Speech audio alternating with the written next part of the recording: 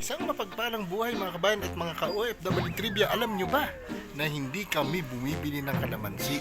Ayan, bakit kaya tayo hindi bumibili ng kalamansi? Napakaganda nito sa katawan at kailangan sa ating mga niluluto at iniinom. Kasi po, ayan, katulad ng nakikita nyo sa likod, meron tayong tanim. Ayan, actually dalawa yan. Ayan, may isa pa doon.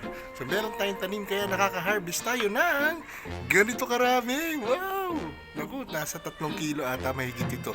So ang maganda po doon ay hindi na bumibili sa palengke o sa supermarket na pagkamahal-mahal po ng kilo ng kalamansi dito sa Pilipinas. Kaya iba pa rin po talaga yung meron kang tinanim. Sabi nga nila, di ba, alam nyo na kasunod nun, pag may tinanim, may anihin. Ang dami, no? So katulad rin po yan sa pag-i-invest, no, ng ating hard-earned money sa abroad. So dapat po yung ating kinikita sa abroad ay hindi lang dapat napupunta sa expenses natin, kundi na itatanim natin to o na i-invest para magbigay sa atin ng reward. Ayan, katulad yan, no? So ang reward niyan ay yung mga tinatawag na passive income, yung kumikita ka na habang ikaw ay nagtatrabaho, meron ka rin kinikita sa iyong passive income at pagdating ng araw, ito ang bibigay sa iyo na habang buhay na kita. So kung gusto niyo po malaman kung paano yung mga investment na mayroong passive income, PMS na kayo, hanapin niyo lang si DJ Double D or kung sino man ang nag-post nito. So yan po ang naibibigay ng ating Freedom Business, ang programa ng Fridge Revolution o Winner at syempre ang NOIP. So maraming salamat po kung gusto niyo rin ng ganito karaming